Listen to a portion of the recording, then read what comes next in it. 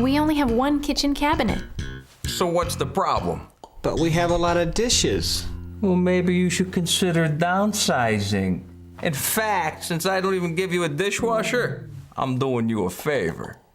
Whether you're building a new home with a new kitchen or remodeling your existing kitchen, I'm sure you want as much storage space as possible. And we're going to take a look at all the nooks and crannies where you might gain a little extra space. But first, let's talk about how they price them, because that's a wide range. You have stock cabinets, which you can buy in most lumber yards or home centers or hardware stores.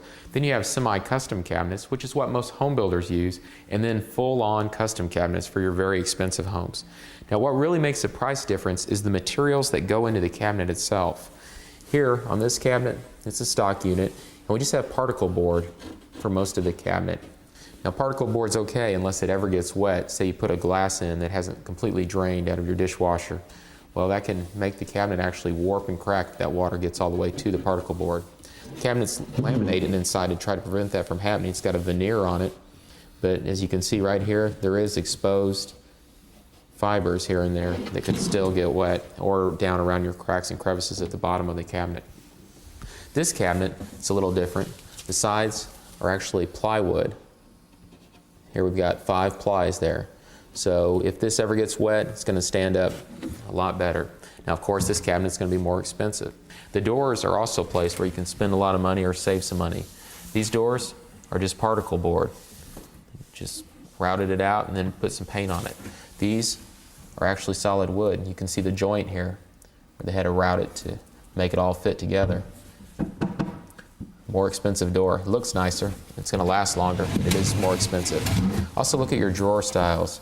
Here on this cabinet, they dovetailed our joints together. And on our cabinet in this kitchen, it's a little different.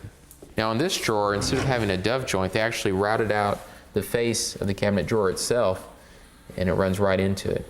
Makes for a really nice joint. It's a little more expensive, but it looks good. Inside, totally finished out, so we're not going to have a problem with anything wet ever going in there. We have a workstation in our kitchen. This is when we start talking about space. If you have the room, this is always great to have. We have an elevation change from our regular cabinets down to our workstation, because this will be more comfortable when you're sitting in a chair. But we didn't give up any space.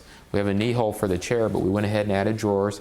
You can see they've drilled out for them. We're about to add all the handles, even a drawer underneath. And up above, we didn't just leave it open. We went ahead and put cabinets above it. It's always a good idea. We've got 3 shelves in there, plenty of storage room for our office. Always a good idea as well. Let's go ahead and put a light underneath. We even did that underneath some of our cabinets to light up our surface work area. Here we have an appliance garage. Instead of leaving your appliances just out in the open, this is not a bad idea to just put one in here. Always remember to add a light so you can see what's going on in there, and an outlet so you can actually plug in your appliances. Now, on the upper cabinets, you can normally go with 36 inches or 42 inches as standard. So if you're buying semi-stock cabinets, which most builders do, that's going to be the sizes. Since we have such a high ceiling in this kitchen, we went with the 42-inch uppers to get that extra storage space. As you can see, we've got 4 shelves in here.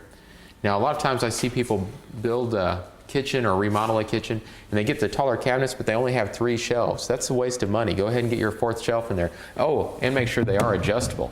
That way you can move them up or down if you have bigger or smaller things that need to go in. On the glass doors, that's the exception to the rule. The rule was to get 4 shelves. Here we only have 3, and the reason for that is when we shut the doors, we want our stile to cover up the shelf itself. If we had a 4th one in there, it would look odd. So we're going to go with that for our display, but for our actual usable, we will go with 4. Take advantage of all the small spaces around. When we come down this cabinet, instead of just squaring it off, we put an angle on it so it's more pleasing to the eye. We'll go ahead and put a door on there.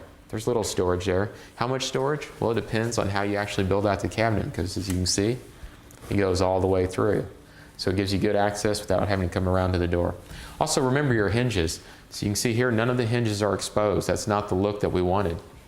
You open it up, and we have hidden hinges inside. Not really much more expensive to go with the hidden hinges, and it looks good.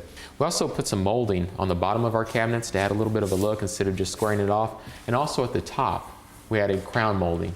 A couple of rows of it, just to set off the looks. You see, it looks very nice.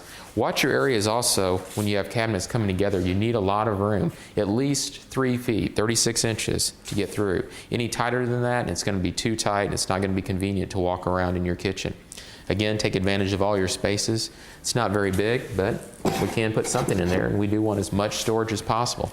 Underneath the bar, plenty of storage space, because when you close it, you know, there'll just be bar stools here with the kids kicking the cabinets, so go ahead and put a door in there and add some shelves, get as much as possible. And don't give up your corners. It looks like a small corner, but that's still enough room to put up a cabinet, at least have a little more storage. Now this family has children, so they built a child's area.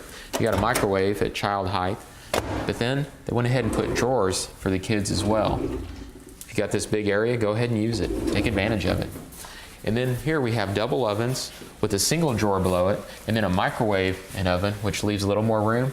So again, 2 long drawers. Take advantage of any space you can find.